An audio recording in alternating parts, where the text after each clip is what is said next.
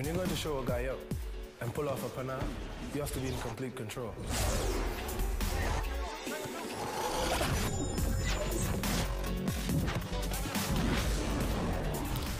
Yo, what is up YouTube? I'm Ide and you're looking at some epic FIFA Street World Tour creation gameplay, and I'm going to make a series on this. Basically, we're going to play an awful lot of FIFA Street these days, so I decided to create my own player, as you can see, and nothing really special here, not a lot of customization options actually, so I just went with the basic model and started playing this game.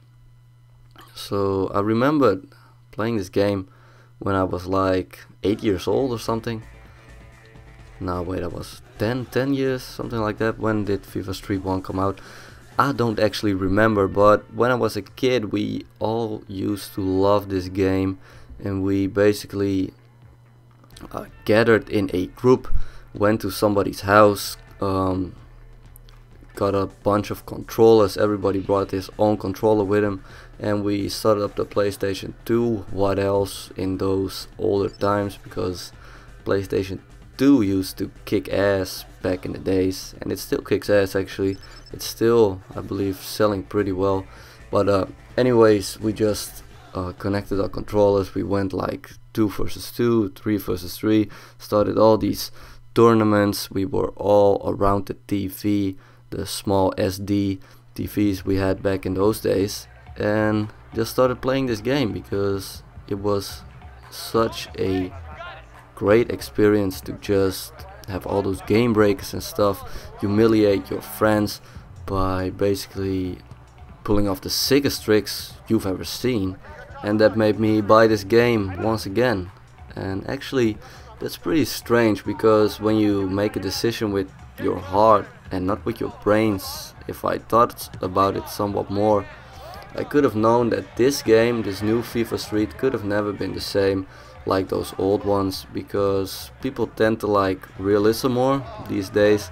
I mean, if you compare Quake 3 back in the days, like 15 years ago, I don't know when the game came out exactly, and you see Battlefield 3 nowadays, I mean, everything is made to be more realistic as possible, and this FIFA Street is a lot more realistic than those other old ones, FIFA Street 1 and 2, and especially more realistic than FIFA Street 3, because when you check it out, in the older FIFA Streets you had the game breakers, you had a lot of unrealistic tricks, you had some more loosened style of creation, and it wasn't really that serious. I mean, the basic structure was fun, and in this FIFA Street you see it's a lot more realistic, competition based. The game is made to be more based on skill, and especially in the defensive part of this game,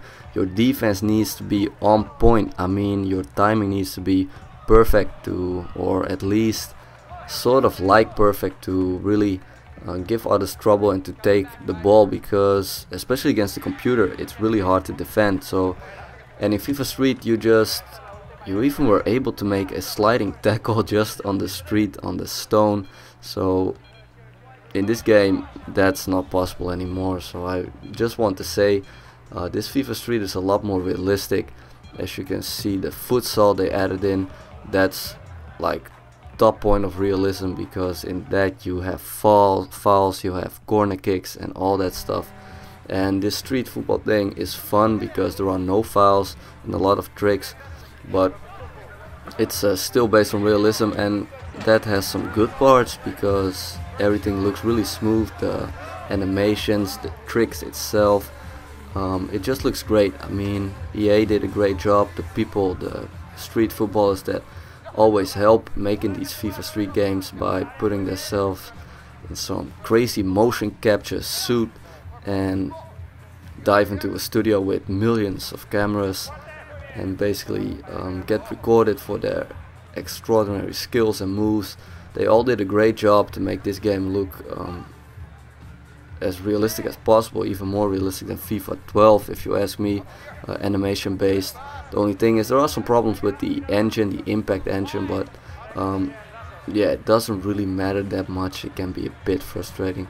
But the bad parts, I think, of too much realism is that the game might get boring soon, because online modes aren't good at all. Actually, I'm really disappointed on how they implement it online in this game. You don't have the special Pana knockout modes, last man standing, all that stuff. You can't do that online, but the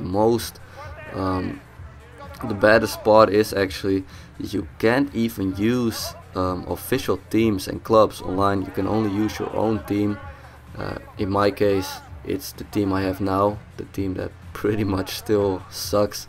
And you can't use Premier League teams, you can't use Spanish teams, all those Real Madrid, Barcelona, I don't know. You can't use them, so that's a real awful thing about the online mode, and a missed chance if you ask me. So having said that, I think this game, because of its realism, might get a bit boring soon. Although I'm going to play through the whole world tour. I'm going to try and unlock everything there is, and basically get all the clothing and stuff, the super rare sunglasses you can unlock, maybe, I don't know. But after that the game might get boring, and I don't know how long this world tour is going to take. And after I finish that world tour, I think this game is only going to be suitable for like within the old days, just playing this game with some friends offline, a cooperative, maybe against each other, and creating your own tournaments. And otherwise it will get really boring soon, I predict. So that's why this game isn't the perfect game.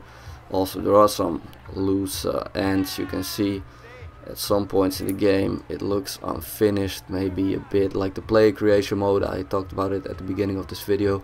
There aren't any choices at all to make your player look significantly different from other players.